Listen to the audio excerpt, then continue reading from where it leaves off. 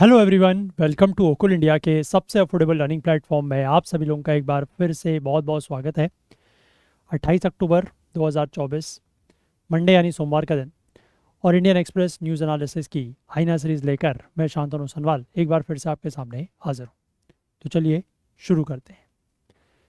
तो आज के न्यूज़पेपर पर चलें उससे पहले मैं आप लोगों को एक बार फिर से बता दूँ कि हमारा जो ये सी सेट के लाइव क्लासेस का बैच है, इसमें अगर आप लोग इंटरेस्टेड हैं तो अभी भी एनरोल कर सकते हैं।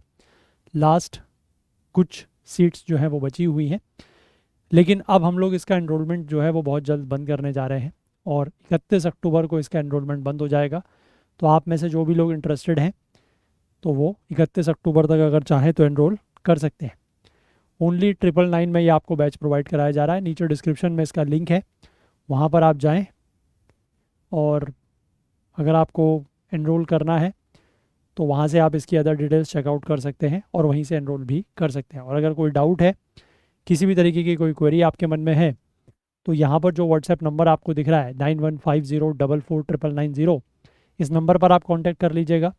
आपको यहाँ से जो भी डाउट है, जो क्वेरी है, वो रिजॉल्व आपकी कर दी जाएगी।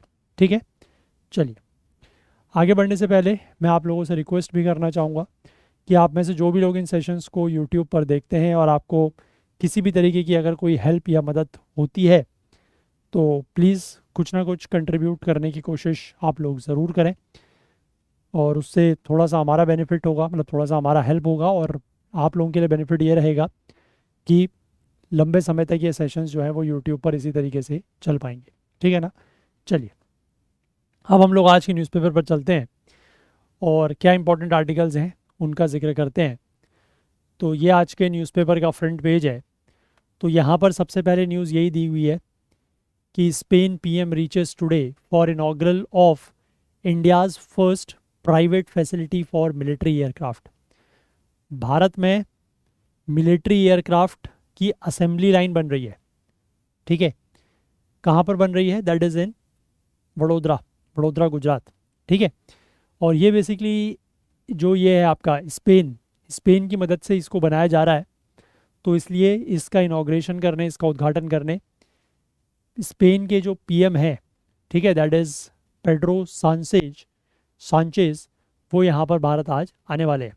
ठीक है, अब ये बेसिकली जो ये एयरक्राफ्ट्स है जो यहाँ पर बनाए जाएंगे, ये मीडियम लिफ्ट C295 एयरक्राफ्ट्स हैं। ठीक है, मीडियम लिफ्ट C295 एयरक्राफ्ट्स हैं और ये इंडियन एयरफोर्स के जो एवरो फ्लीट है, यानी कि जो एवरो एयरक्राफ्ट होते हैं, उनको ये रिप्लेस कर रहा है। पहले 16 एयरक्राफ्ट जो हैं they are being delivered in fly away condition, है ना। ये एयरबस बेसिकली जो आपका मतलब स्पेन की तरफ से जो कंपनीज में इन्वॉल्व है दैट इज़ एयरबस, और इंडिया की तरफ से जो कंपनीज में इन्वॉल्व है that is Tata advance systems. ठीक है, तो ये जो पहले 16 एयरक्राफ्ट्स हैं वो फ्लाई अवे कंडीशन में स्पेन के सेविल से ऑलरेडी, मतलब उनको वहाँ से डिलीवर किया जाएगा, मतलब वो वहीं बनेंगे और वहाँ से यहाँ पर डायरेक्ट, मतलब जो फ्लाई अवे कंडीशन है, मतलब पूरे के पूरे बन के यहाँ पर आएंगे। इसके बाद जो बाकी 40 एयरक्राफ्ट्स हैं उनमें से पहला, अब बाकी 40 एयरक्राफ्ट जो हैं वो यहाँ पर बनेंगे वडोदरा की फैसिलिटी में। तो इनमें से जो पहला है वो लगभग 2026 में रोल आउट होगा, यानी कि पहला जो है वो बाहर आएगा 2026 में, और सारी की सारी डिलीवरीज जो हैं वो 2031 तक पूरी हो जाएंगी। ठीक है, तो मेक इन इंडिया प्रोग्राम के अंतर्गत ये चीज़ यहाँ पर की जा रही है। ठीक है, तो ये एक बेसिकली आप कह सकते हैं एक अच्छी अपॉर्चुनिटी है ना, एक अच्छा मौका है हमारे देश में इस तरीके की मैन्युफैक्चरिंग अगर होती है। ठीक है, तो इसके अपने अलग मायने हैं, इसके काफ़ी सारे फ़ायदे ये भी हैं कि थोड़ा सा मैन्युफैक्चरिंग सेक्टर ग्रो करेगा, इस सेक्टर में इन्वॉल्व और एम्प्लॉयमेंट वगैरह भी अच्छा रहेगा। ठीक है, चलो आगे बढ़ें। इसके बाद यहाँ पर बेसिकली एक चीज़ की जिक्र किया गया दैट इज़ डिजिटल अरेस्ट, है ना। डिजिटल अरेस्ट फ्रॉड जो हैं उसकी वजह से इस साल के, अगर हम शुरुआती 4 महीनों की बात करें, जनवरी से लेकर अप्रैल के बीच में, तो 120 करोड़ भारतीयों को 120 करोड़ का नुकसान हुआ है डिजिटल अरेस्ट के फ्रॉड्स की वजह से। डिजिटल अरेस्ट एक तरीके का साइबर अपराध है, साइबर क्राइम है ना। इसमें बेसिकली होता क्या है कि किसी व्यक्ति को, जो साइबर क्रिमिनल्स होते हैं, वो अरेस्ट कैसे करते हैं, वो कैसे अरेस्ट करते हैं, वो उस व्यक्ति को डिजिटली अरेस्ट करते हैं कि उस व्यक्ति को जो है वो सामने बैठा देंगे, उससे कहेंगे कि आप अपनी जो वीडियो कॉन्फ्रेंसिंग है या जो वीडियो कॉलिंग है वो हमारे साथ जारी रखें। ठीक है, वो उस व्यक्ति को अपने मतलब पूरे समय पर उसके ऊपर नज़र रख बनाए रखेंगे। फिर उसके घर वालों को वो फ़ोन करते हैं। ठीक है, भले ही वो व्यक्ति जो है वो कहीं मतलब सेफ जगह पर होगा, बट इस तरीके की चीज़ें उसके साथ की जाती है। That is known as a digital arrest. और ये एक तरीके का साइबर क्राइम है जो आजकल बहुत ज़्यादा चल रहा है। और इसी का जिक्र कल प्रधानमंत्री मोदी की जो अपने मंथली जो ये मन की बात कार्यक्रम होता है, वहाँ पर भी इन्होंने इस बारे में बात की है। तो हो सकता है कि इसको लेकर आने वाले कुछ दिनों में कोई एक आर्टिकल डिटेल में आए तो हम लोग इसको थोड़ा सा देखेंगे। ठीक है, बाकी तो इसमें ऐसा यहाँ पर और कुछ खास फिलहाल नहीं है। ठीक है, चलो इसके बाद आगे बढ़ते हैं। यहाँ बीच में कुछ खास नहीं है, मैं आपको सीधे ले चलता हूँ एक्सप्लेन पेज पर। वहाँ पर हम लोग 2-3 आर्टिकल्स डिस्कस करेंगे। सबसे पहला तो ये है कि लाइव स्टॉक सेंसस यहाँ पर हो रहा है। तो लाइव स्टॉक सेंसस की क्या सिग्निफिकेंस है और कौन कौन सी लाइव स्टॉक स्पीशीज़ इसमें कवर की जाएंगी उसके बारे में बात करेंगे। फिर यहाँ पर बात की जाएगी टार्डीग्राड्स को लेकर। टार्डीग्रेड्स जो हैं ये कैसे हाई लेवल ऑफ रेडिएशन को रेजिस्ट कर सकते हैं, इसकी बात करेंगे। इसके बाद अभी मैंने आपको कुछ दिनों पहले ही बताया था, मतलब कुछ दिनों पहले क्या, I think day before yesterday बात हुई थी हमारी, कि next CJI that is 51st chief justice of India कौन बनने वाले हैं, जस्टिस संजीव खन्ना। तो जस्टिस संजीव खन्ना जो हैं वो CJI बनने वाले हैं। तो यहाँ पर एक आर्टिकल इन्होंने ऐसे ही दिया हुआ है कि हाउ द टॉप जज ऑफ द सुप्रीम कोर्ट, यानी कि किस तरीके से जो सुप्रीम कोर्ट के टॉप जज हैं उनका अपॉइंटमेंट, उनकी नियुक्ति कैसे होती है, तो उस बारे में यहाँ पर बात की जाएगी। ठीक है, तो ये बेसिकली हमारे 3 आर्टिकल रहेंगे आज जो हमें डिस्कस कर रहे हैं एक एक करके। तो लेट्स स्टार्ट विद देम।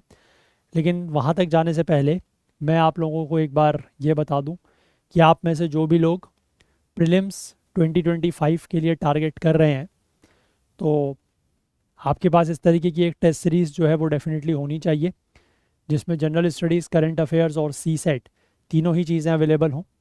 ठीक है, और सिर्फ 849 रुपीज़ में आपको ये टेस्ट सीरीज़ दी जा रही है, जिसमें टोटल 91 टेस्ट आपको मिल जाएंगे।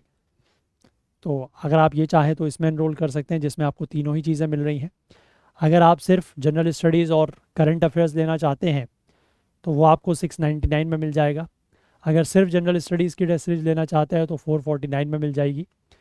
If you are interested only in current affairs, सिर्फ करंट अफेयर्स की टेस्ट सीरीज चाहते हैं तो वो आपको 16 महीने के करंट अफेयर्स टेस्ट सीरीज़ के फॉर्म में 299 में मिल जाएंगे। और सिर्फ अगर आप CSET की टेस्ट सीरीज़ लेना चाहें जिसमें आपको 10 फुल लेंथ टेस्ट मिलेंगे तो वो आपको मिल जाते हैं 249 में। तो इनमें से आप जिसमें भी इंटरेस्टेड हैं आप इनमें एनरोल ज़रूर कर सकते हैं। ठीक है, आई होप क्लियर है। चलिए अब हम लोग जो है उन 3 आर्टिकल्स को देखते हैं। Let's start with the first one. First article है significance of the livestock census and species it will cover. देखिए यहाँ पर अभी कुछ दिन पहले जो union minister of fisheries, animal husbandry and dairying है, दैट इज़ राजीव रंजन सिंह, इन्होंने लॉन्च किया the 21st live stock census. ध्यान रखिएगा 21वां लाइव स्टॉक सेंसस है ये। अब लाइव स्टॉक सेंसस क्या होता है, तो लाइव स्टॉक सेंसस भी हर 5 साल में होता है। ठीक है, इसमें क्या किया जाता है कि जो भी डोमेस्टिकेटेड एनिमल्स हैं, मतलब पालतू जानवर हैं, जो पोल्ट्री एनिमल्स हैं और जो स्ट्रे एनिमल्स हैं, जो आवारा जानवर हैं, आवारा पशु हैं, उनको गिना जाता है। ठीक है, उनका हेड काउंट जो है वो किया जाता है। The census takes into account information about the species. उसमें इन जानवरों की जो प्रजातियां हैं, जो स्पीशीज़ हैं, जो उनकी ब्रीड है, जो उनकी एज है, जो उनका सेक्स है और जो ओनरशिप स्टेटस है, ठीक है, इन सब के बारे में इंफॉर्मेशन उसमें होती है। अब 1919 से ये शुरू हुआ है, 1919 से अभी तक कुल मिला के 20 लाइव स्टॉक सेंसस हो चुके हैं। और जो पिछला हुआ था दैट वाज इन 2019 में।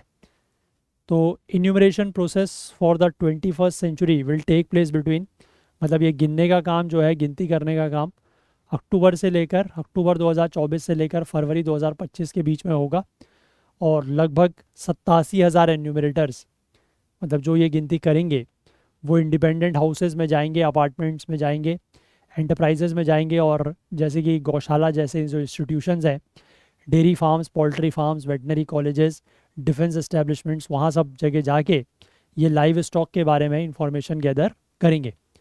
ठीक है, और ये जो सेंसस है that is expected to cover 30 crore households, 30 crore परिवारों को इसमें कवर किया जाएगा, वहाँ पर जाके इंफॉर्मेशंस ली जाएंगी।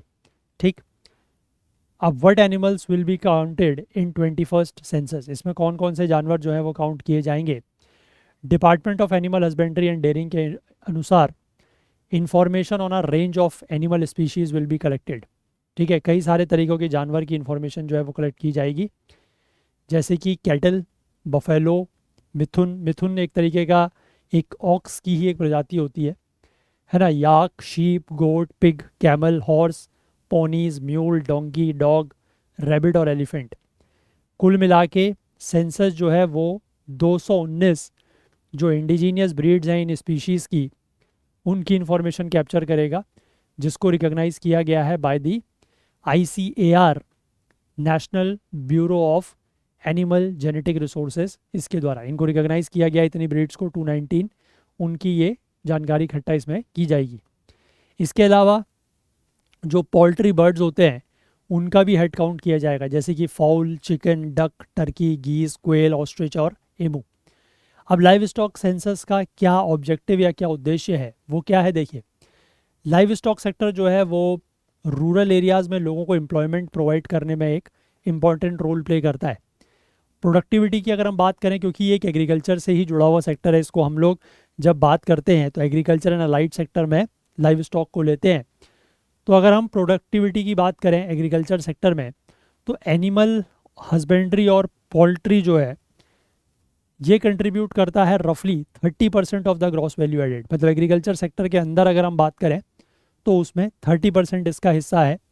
और अगर हम ओवरऑल इकोनॉमी में बात करें तो लाइव स्टॉक सेक्टर का जो ग्रॉस वैल्यू एडिशन है वो लगभग 4.7% के आसपास है। ठीक है, अगर हम इसमें पूरा ओवरऑल कंपैरिजन करें तो जो टोटल एग्रीकल्चर सेक्टर है उसका ओवरऑल इकोनॉमी में जो ग्रॉस वैल्यू एडिशन में कंट्रीब्यूशन है वो लगभग 15% के आसपास है। ठीक है, अब GVA का मतलब क्या होता है, ग्रॉस वैल्यू एडिशन। इसका मतलब होता है कि किसी भी सेक्टर का टोटल आउटपुट और उसमें से जो इंटरमीडिएट इनपुट्स लग रहे हैं या इंटरमीडिएट कंजम्पशन हो रहा है उसको हम हटा दें, तो जो आपका फाइनल आउटपुट होगा, मतलब आपके पास इनपुट में आपने कुछ अपना वैल्यू एडिशन किया और उससे जो फाइनल आउटपुट आएगा, जो आप वैल्यू एडिशन कर रहे हैं, that is known as gross value addition. अब इसके बाद इसमें ये लिखा है कि अमंग अदर थिंग्स जो ये सेंसस का डेटा है इसका इस्तेमाल एस्टिमेट करने के लिए होगा GVA from the livestock sector, कि लाइव स्टॉक सेक्टर का GVA कितना है वो भी इस सेंसस के डेटा से एस्टिमेट किया जाएगा। और साथ ही साथ it will also help formulate and implement policies relating to the census. इससे सेंसस के रिलेटेड पॉलिसीज़ बनाने और उनको इम्प्लीमेंट करने में भी मदद मिलेगी। जो ये सेंसस से डेटा आएगा will also be crucial to track the progress of achieving sustainable development goals of the United Nations. United Nations के जो sustainable development goals हैं उनकी प्रोग्रेस, मतलब उनका कितना अचीवमेंट हो रहा है उसकी प्रोग्रेस को ट्रैक करने के लिए भी ये क्रूशल रहेगा। लाइव स्टॉक सेंसस बेसिकली कौन से SDG से रिलेटेड है वो यहाँ पर लिखा है। Livestock census will provide data pertaining to goal 2। ठीक है, एक तो SDG का जो गोल 2 है that is zero hunger, target 2.5 है to maintain the genetic diversity in food and nutrition, और स्पेसिफिकली जो इंडिकेटर है that is 2.5.2 the percentage of local livestock breeds that are at risk of extinction. ठीक है, तो जो SDGs हैं that is sustainable development goals हैं, उसके ये वाले गोल्स, ये टारगेट, ये इंडिकेटर्स, इनसे रिलेटेड है ये। ठीक है, अब what will remain the same and what will change. तो इस बार का जो सेंसस हो रहा है उसमें क्या चीज़ पिछले सेंसस के तरह ही होगी और क्या चीज़ बदलेगी। तो इस बार का जो सेंसस है वो भी पूरी तरीके से डिजिटाइज्ड होगा, डिजिटल फॉर्म में होगा, जैसा कि 2019 में भी हुआ था। साथ ही साथ इसमें होगा क्या, ऑनलाइन कलेक्शन होगा डेटा का, ठीक है, मोबाइल एप्लीकेशन के थ्रू मॉनिटरिंग की जाएगी वेरियस लेवल्स पर डिजिटल डैशबोर्ड के थ्रू। उसके बाद जो कलेक्शन लोकेशन है, मतलब जहाँ पर भी किसी एनिमल की लोकेशन, उससे रिलेटेड डेटा कलेक्ट किया जाएगा, तो उसकी लोकेशन का लैटिट्यूड लॉन्जिट्यूड जो है वो कैप्चर कर लिया जाएगा, सब कुछ डिजिटल फॉर्म में होगा। और इसके बाद लाइव स्टॉक सेंसस की जो रिपोर्ट है वो भी एक सॉफ्टवेयर के थ्रू जनरेट की जाएगी। एडिशनली जो 21 मतलब ये तो लगभग पिछले बार की तरह ही है जो 2019 में हुआ था, इस बार जो है वो कुछ नए डेटा पॉइंट्स भी ये कैप्चर करेगा, जैसे कि data on pastoral animals on pastoralist, ठीक है, जो बेसिकली पेस्टोरल एनिमल्स होते हैं, मतलब जिसमें होता है ना वो चरवाहे होते हैं जो अपने जानवरों को लेके एक जगह से दूसरी जगह चराते रहते हैं, जहाँ पर भी उनको ग्रेजिंग फार्म्स मिलते हैं, तो उनका डेटा भी यहाँ पर लिया जाएगा, ठीक है। तो फॉर द फर्स्ट टाइम पहली बार जो सेंसस है वो कंट्रीब्यूशन ऑफ पेस्टोरलिस्ट, कि पेस्टोरलिस्ट जो हैं, जो चरवाहे हैं, उनका लाइव स्टॉक सेक्टर के ऊपर क्या कंट्रीब्यूशन है उसका डेटा भी यहाँ पर कलेक्ट किया जाएगा। उनका जो सोशो इकोनॉमिक स्टेटस है, मतलब उनका जो सामाजिक आर्थिक स्तर है, और जो उनकी लाइव स्टॉक होल्डिंग है कि मतलब उनके पास कितने जानवर हैं, तो ये सारी इन्फॉर्मेशन भी इसमें कलेक्ट की जाएगी। More details and granular information, तो सेंसस जो है that will find out the proportion of households whose major incomes come from the livestock sector. तो इसमें यह भी पता किया जाएगा इस सेंसस में कि कितने ऐसे परिवार हैं, मतलब जिनका भी ये डेटा लेंगे कि उनमें से कितने परिवार ऐसे हैं जिनमें ज़्यादातर जो इनकम है वो लाइव स्टॉक सेक्टर से आती है, मतलब जिन परिवारों की डिपेंडेंसी लाइव स्टॉक सेक्टर के ऊपर ज़्यादा है। And it will also contain data on the gender of stray animals, जो ये होते हैं आपके आवारा पशु जो होते हैं, आवारा जानवर जो होते हैं, उनके जेंडर को लेकर भी यहाँ पर डेटा जो है वो कलेक्ट किया जाएगा, ठीक है। तो आई होप आप बात समझ गए about the livestock census. 2019 का जो लाइव स्टॉक सेंसस हुआ था उसमें बताया था कि 535.78 मिलियन था टोटल लाइव स्टॉक पॉपुलेशन। उसमें से कैटल 192.8 मिलियन 192.9 मिलियन था, गोट्स 149 मिलियन के आसपास, बफेलोज 109 मिलियन के आसपास, शीप 94 मिलियन के आसपास, और पिग्स जो हैं वो 9 मिलियन के आसपास।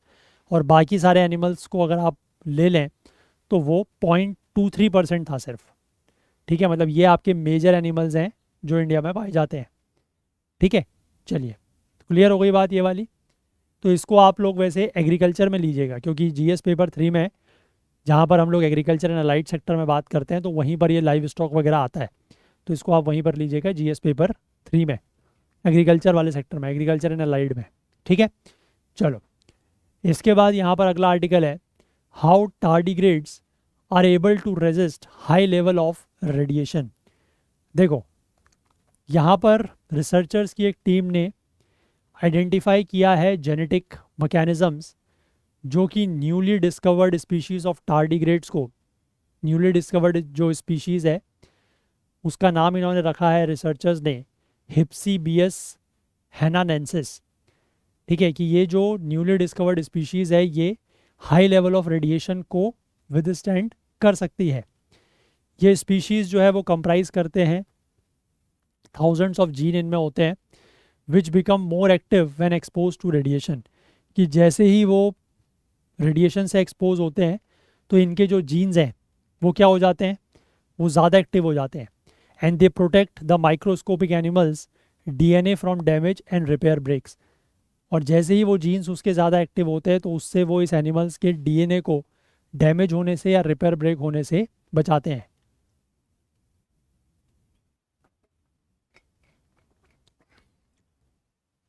इसके बाद आगे लिखा है the findings could one day. अब इस फाइंडिंग का क्या फ़ायदा हो सकता है कि टार्डिग्रेड्स तो वैसे भी बहुत छोटे माइक्रोस्कोपिक एनिमल्स होते हैं, अब ये रेडिएशन को ज़्यादा मतलब बियर कर पा रहे हैं या रेजिस्टेंस उसको विदस्टैंड कर पा रहे हैं, तो इस रिसर्च का क्या फ़ायदा है।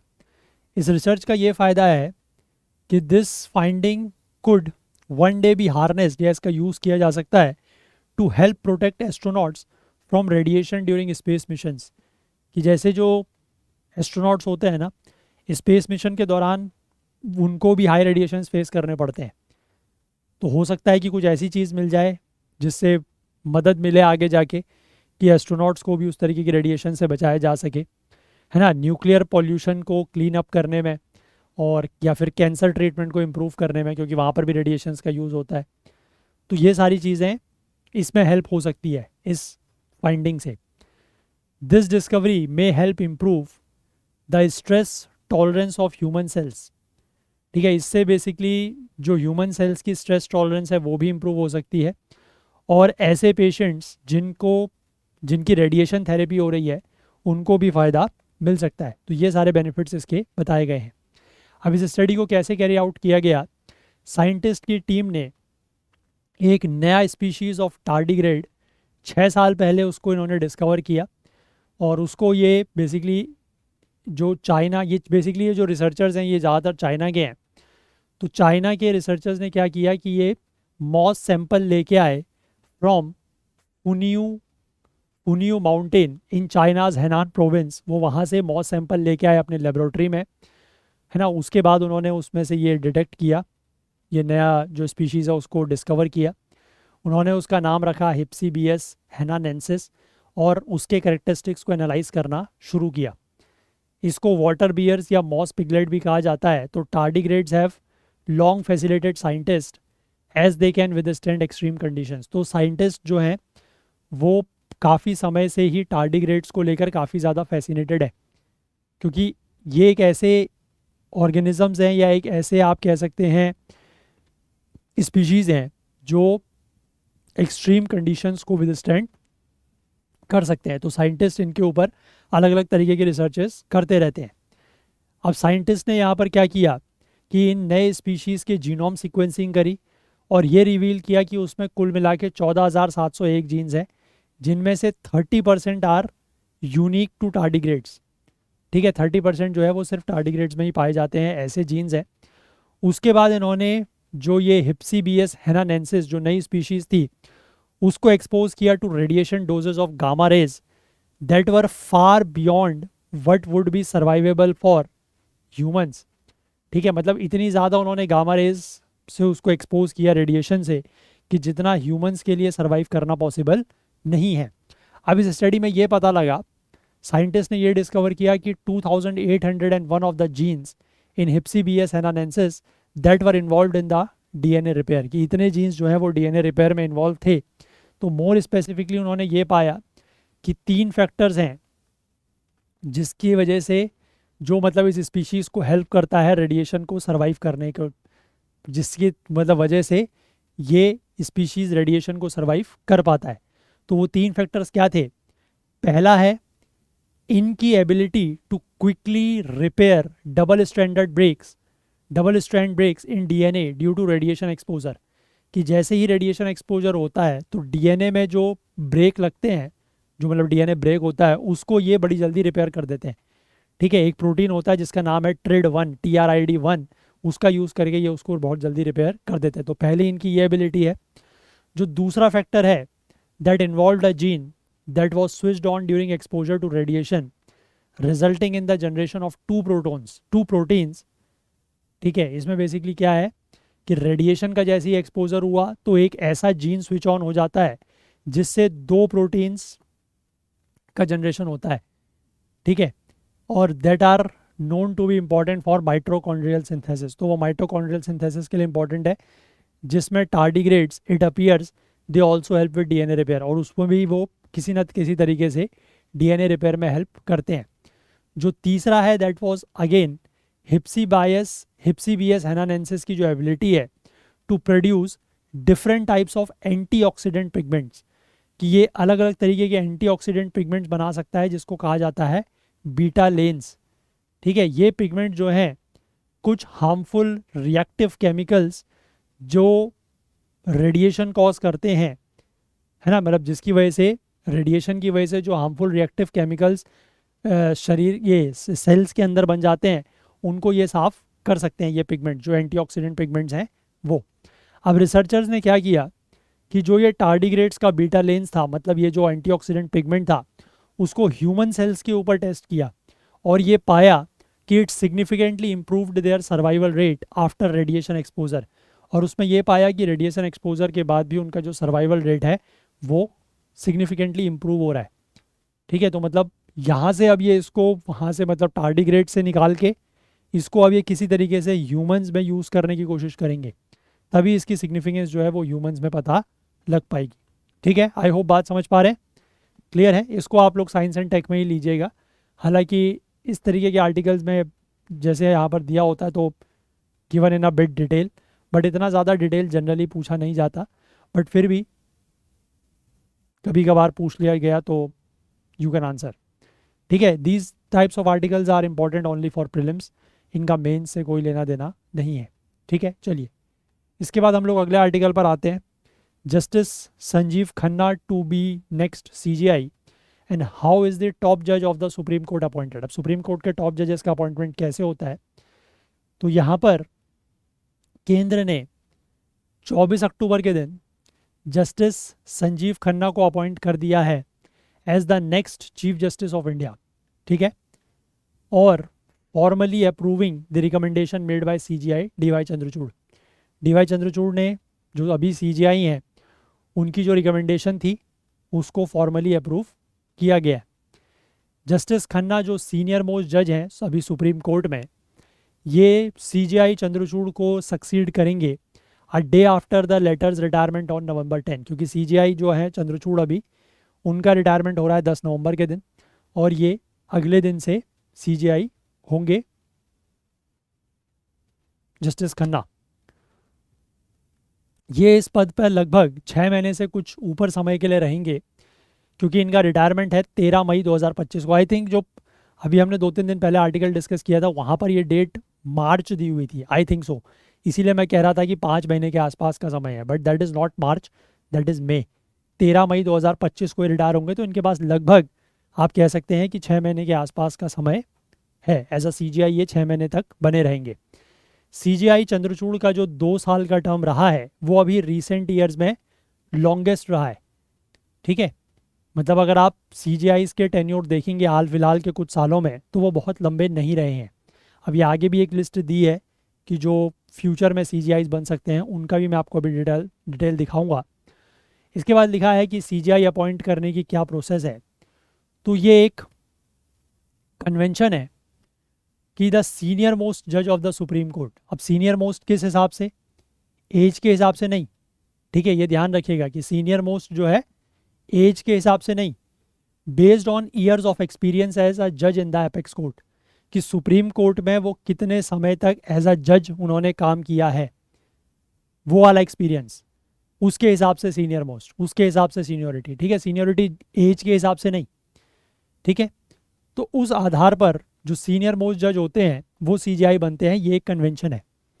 ये प्रोसेस जो है वो अब मतलब पहले तो कन्वेंशन के रूप में होता था, बट अब इसको एक memorandum of procedure for the appointment of supreme court जजेस, जिसको आगे सिर्फ एमओपी कहा जाएगा, उसमें भी ये मेंशन किया गया है। ठीक है, अब अपॉइंटमेंट के बेसिस की अगर हम बात करें कि किस आधार पर अपॉइंटमेंट होता है, तो ये जो मेमोरेंडम ऑफ प्रोसीजर है ये कहता है कि that the appointment to the office of the chief justice of India should be of the senior most जज of the supreme court considered fit to hold the office. कि यानी कि जो चीफ जस्टिस ऑफ इंडिया हैं, भारत के जो मुख्य न्यायाधीश हैं, उनके पद पर नियुक्ति, उनके ऑफिस पर अपॉइंटमेंट किसका होना चाहिए, सुप्रीम कोर्ट के सीनियर मोस्ट जज का। ठीक है, अगर वो अपने ऑफिस को होल्ड करने के लिए फिट हैं तो उनका होना चाहिए।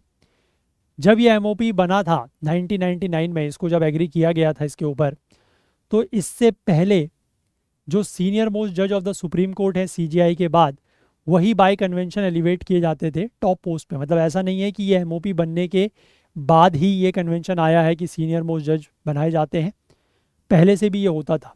लेकिन अब ये कुछ मैं आपको एक्सेप्शंस दिखाऊंगा, खासकर इंदिरा गांधी के सरकार के समय, कि इस कन्वेंशन को जो है वो फॉलो नहीं किया गया था, इसका वायलेशन हुआ था। अभी बताता हूँ आगे। अब ये प्रोसेस कैसे शुरू हुई, तो एमओपी के अनुसार द अपॉइंटमेंट प्रोसेस कैसे शुरू होता है। ठीक है, अपॉइंटमेंट प्रोसेस शुरू होता है जब union minister of law, justice and company affairs would at the appropriate time ask the recommendation of the outgoing Chief Justice of India for the appointment of the next Chief Justice of India। ठीक है, जो ये union minister हैं ये क्या करते हैं कि जो आउटगोइंग सीजीआई हैं उनसे रिकमेंडेशन मांगते हैं कि आपके हिसाब से कौन जो है वो अगले सीजीआई होने चाहिए। ठीक, बाय कन्वेंशन जो अप्रोप्रिएट टाइम होता है वो लगभग जो इनकम्बेंट सीजीआई का रिटायरमेंट है उससे 1 महीने पहले वो उनसे पूछा जाता है। और सीजीआई चंद्रचूड़ ने अपना जो लेटर ऑफ रिकमेंडेशन है वो केंद्र को 17 अक्टूबर को दे दिया था। मैंने आपको ये बताया था कि उन्होंने रिकमेंड किया था जस्टिस संजीव खन्ना का नाम। ठीक है, तो उनसे पूछ लिया गया, उन्होंने अपना रिकमेंडेशन दे दिया। इसके बाद सेंट्रल गवर्नमेंट जो है वो अप्रूव करता है। अब as per the process laid down in the MOP, जब चीफ जस्टिस ऑफ इंडिया से रिकमेंडेशन मिलती है उसके बाद union minister of law justice इस रिकमेंडेशन को प्राइम मिनिस्टर के सामने रखते हैं और प्राइम मिनिस्टर जो है फिर एडवाइस करते हैं प्रेसिडेंट को इस अपॉइंटमेंट के मामले में। अपॉइंटमेंट तो फाइनली प्रेसिडेंट ही करेंगे, है ना। हालांकि जो फाइनल वर्ड है on appointing the next CGI technically वो सेंटर के पास होता है। तो बाय कन्वेंशन सेंटर जो है वो tends to appoint whoever the presiding CJI recommends as her successor. मतलब वैसे तो जो चाहे जिसको भी चाहे वो केंद्र अपॉइंट करेगा, है ना। सीजीआई से रिकमेंडेशन तो ले ली। अब ये पॉइंट ध्यान रखिएगा कि सीजीआई से जो रिकमेंडेशन ली गई है वो मैंडेटरी नहीं है, उसको फॉलो करने के लिए सेंटर बाउंड नहीं है। ठीक है, बट जनरली किया जाता है कि मतलब उसको फॉलो कर लिया जाता है, बट बाउंड नहीं है।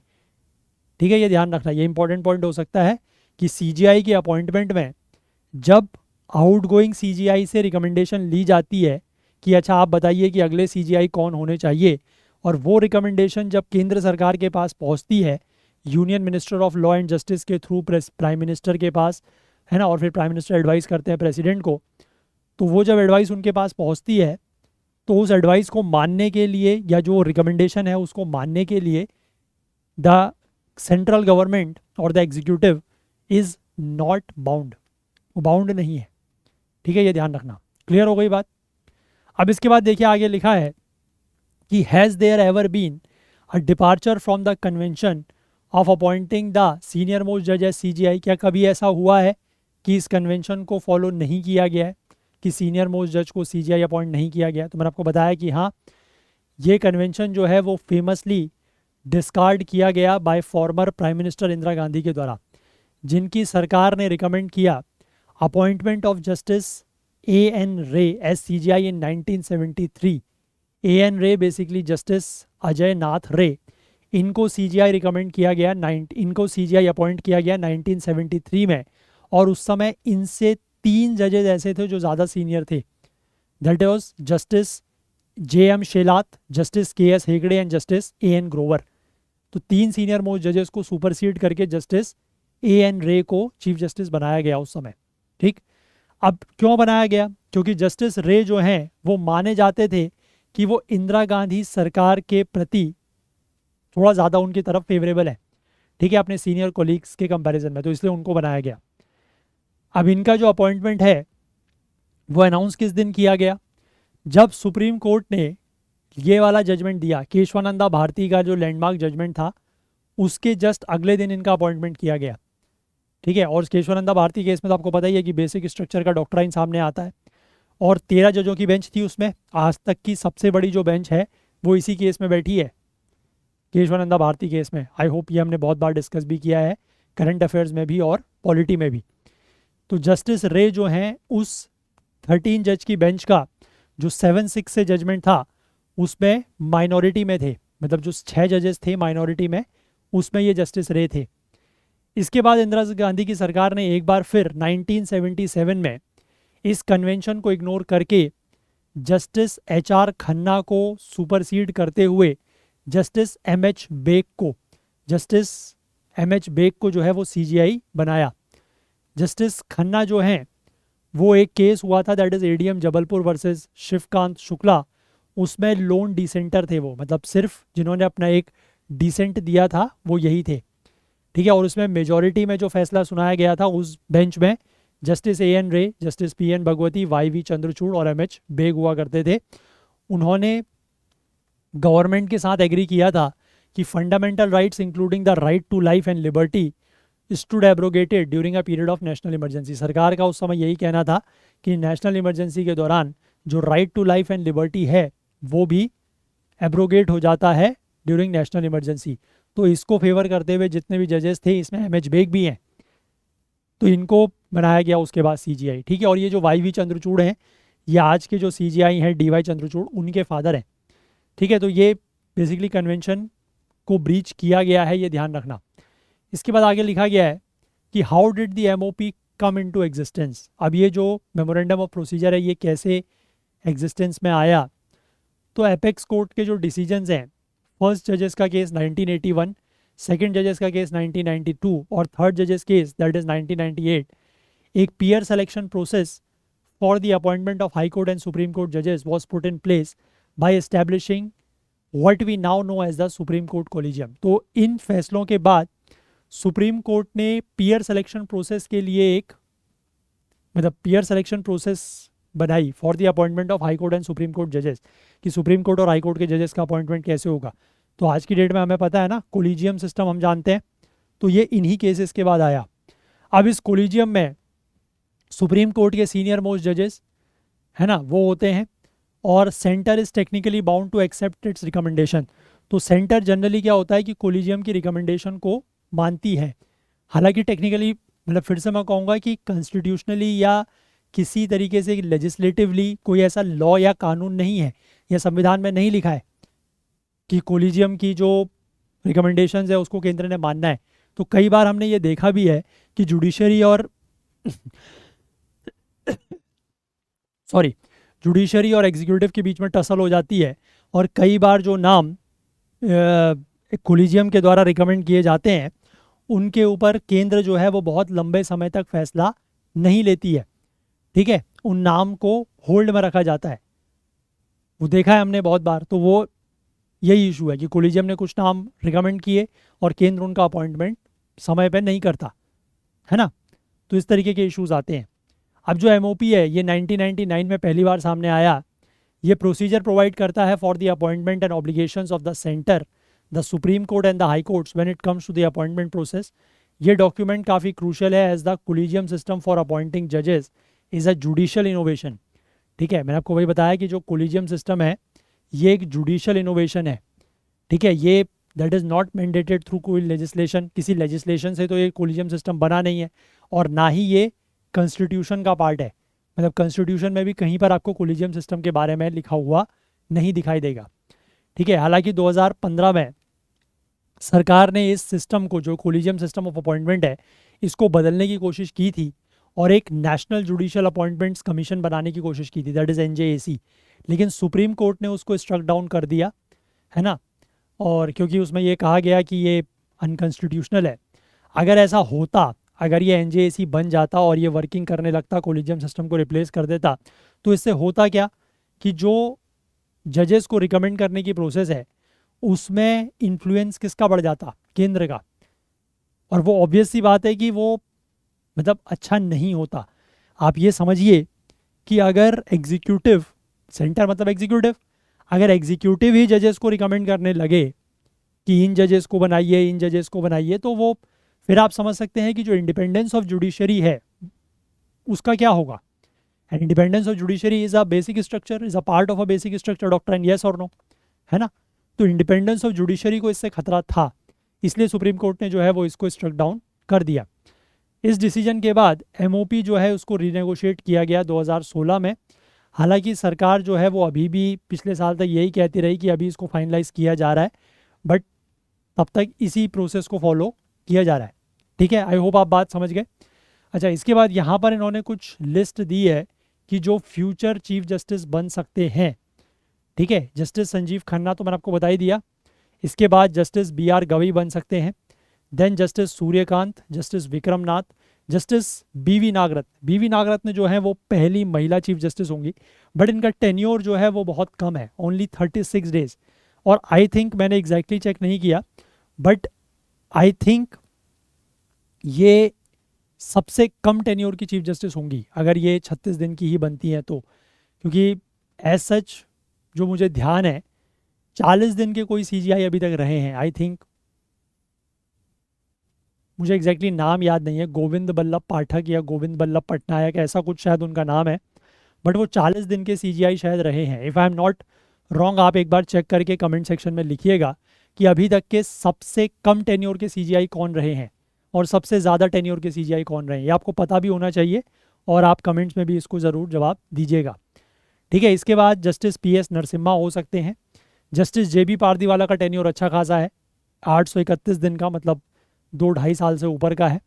इसके बाद जस्टिस KV विश्वनाथन, तो 2030-31 तक का इन्होंने डेटा दिया हुआ है। लेकिन ये डेट जो यहाँ पर डेट्स दी हुई हैं वो इसी एजम्पशन में है कि ये जजेस जो हैं वो सीनियर मोस्ट होंगे जब वो अपना CGI का ऑफिस एज्यूम करेंगे तब, और ये डेट्स चेंज हो सकती हैं। अगर कन्वेंशन में कोई चेंज हो जाए या कोई जज जो है वो अर्ली रिटायर हो जाए, रेजिग्नेशन दे दे, या अगर किसी की बीच में डेथ हो जाए, तो फिर ये ऑर्डर और ये जो डेट्स वगैरह हैं ये चेंज हो सकती हैं। But as per the ideal situation, जो अभी की सिचुएशन है, उसके हिसाब से इन्होंने ऑर्डर और ये डेट दी हुई हैं कि ये इस समय पर CGI बन सकते हैं। तो जस्टिस BV नागरत्ना जो है वो पहली महिला CGI होंगी। इसके बारे में हमने बहुत बार पहले भी डिस्कस किया हुआ है। बट इनका टेन्योर आई थिंक सबसे कम होगा अभी तक का। ठीक है, only for 36 days as per this information. अब आगे जाके ये चेंज हो जाए तो नोबडी नोज, बट अभी तो लगभग 3 साल के आसपास का समय है ना। 2027 की बात है, now we are still in 24, तो फिर देखने वाली बात होगी। बट फिलहाल के लिए आपको जो मैंने क्वेश्चन पूछा इसका जवाब आप दीजिएगा कि अभी तक के लॉन्गेस्ट सर्विंग और शॉर्टेस्ट सर्विंग CGI कौन है इंडिया के, ये आप मुझे कमेंट सेक्शन में बताइएगा। ठीक है, चलिए, तो फिलहाल यही आर्टिकल्स थे। इसको तो आप पॉलिटी में लेंगे, सिंपल है आर्टिकल जुडिशरी को लेकर। चलिए, तो यही आर्टिकल्स थे जो हमें डिस्कस करने थे, तो इसलिए सेशन को फिर हम लोग इतना ही रखते हैं। और जाने से पहले मैं आप लोगों को एक बार फिर से याद दिला दूं कि अगर आप प्रीलिम्स 2025 के लिए टारगेट कर रहे हैं तो आप लोगों के पास इस तरीके की एक टेस्ट सीरीज़ जिसमें general studies, current affairs, CSET तीनों ही चीज़ें हैं, ये एक मस्ट हैव टेस्ट सीरीज़ है, होनी चाहिए इस तरीके की टेस्ट सीरीज़ प्रैक्टिस करने के लिए। सिर्फ 849 में आपको दी जा रही है, टोटल 91 टेस्ट यहाँ पर है। और जनरल स्टडीज़ और करंट अफेयर्स की अगर आप चाहते हैं सिर्फ, तो 699 में आपको मिल जाएगी। जनरल स्टडीज़ की अगर आप लेना चाहते हैं तो सिर्फ जनरल स्टडीज़ की 449 में मिल जाएगी सब्जेक्ट वाइज। करंट अफेयर्स की अगर आप बात करते हैं तो 299 में आपको मिल जाएंगे। CSET की आप बात करते हैं तो फुल लेंथ टेस्ट आपको 249 में मिल जाएंगे। तो आप इनमें से जिसमें भी इंटरेस्टेड हैं वो एनरोल कर सकते हैं। सभी हमारे ऐप और वेबसाइट में लिस्टेड हैं, वहाँ से एनरोल कर लीजिए। कोई अगर डाउट है, कोई क्वेरी है किसी भी तरीके की आपके मन में, तो यहाँ पर जो व्हाट्सएप नंबर दिया है 9150449990, इस नंबर पर आप कॉन्टैक्ट कर लीजिएगा। ठीक है, चलिए, बाकी आप हमारे ऐप को प्ले स्टोर से ज़रूर डाउनलोड करें। और आपने अगर हमारे किसी भी वीडियो कोर्स में एनरोल किया हुआ है तो आप ऐप के थ्रू वीडियोस को डाउनलोड करके ऑफलाइन भी देख सकते हैं। ठीक है, और जाने से पहले मैं आप लोगों से एक बार फिर से रिक्वेस्ट करना चाहूँगा कि आप में से जो भी लोग इन सेशंस को देखते हैं, आपको किसी भी तरीके की कोई हेल्प या मदद मिलती है तो प्लीज़ कुछ ना कुछ कंट्रीब्यूट करने की कोशिश ज़रूर करें, ज़्यादा से ज़्यादा लोग आगे आएँ, सो दैट कि थोड़ा सा हमारी भी हेल्प होगी। एंड डेफिनेटली इसका लॉन्ग टर्म बेनिफिट आप लोगों के लिए ही रहेगा कि सेशंस यूट्यूब पर ज़्यादा से ज़्यादा लंबे समय तक चल पाएंगे। तो चलिए, अगर आपको आज का सेशन पसंद आया हो तो लाइक ज़रूर करें, ज़्यादा से ज़्यादा शेयर करें। आपके जो भी डाउट्स हैं, जो क्वेरीज़ हैं, वो आप कमेंट कर सकते हैं। चैनल को आपने अभी तक सब्सक्राइब नहीं किया है तो प्लीज़ डेफिनेटली करें। बेल आइकन प्रेस करना ना भूलें ताकि वीडियोस के नोटिफिकेशन आपको ऑन टाइम मिल सकें। और साथ ही साथ अपना प्यार, अपना सहयोग वो भी हमारे साथ बनाए रखें। हाईलाइटेड आर्टिकल्स आपको करंट अफेयर्स ओकुल्ट टेलीग्राम चैनल पर मिल जाएंगे, जिसका लिंक नीचे डिस्क्रिप्शन में है, या फिर आप इसको करंट अफेयर्स ओकुल्ट सर्च भी कर सकते हैं यूट्यूब टेलीग्राम पर, और इस QR कोड को स्कैन करके भी ज्वाइन कर सकते हैं। तो ये सारे विकल्प या ऑप्शंस आपके पास अवेलेबल हैं हमसे टेलीग्राम के थ्रू जुड़ने के लिए। तो चलिए, आज के लिए इतना ही रखते हैं, बाकी कल को फिर से मिलेंगे इंडियन एक्सप्रेस न्यूज़ एनालिसिस या आईना सीरीज़ के साथ। तब तक के लिए अपना बहुत बहुत ध्यान रखें। Please do take care of yourself. Thank you, have a nice day, bye bye.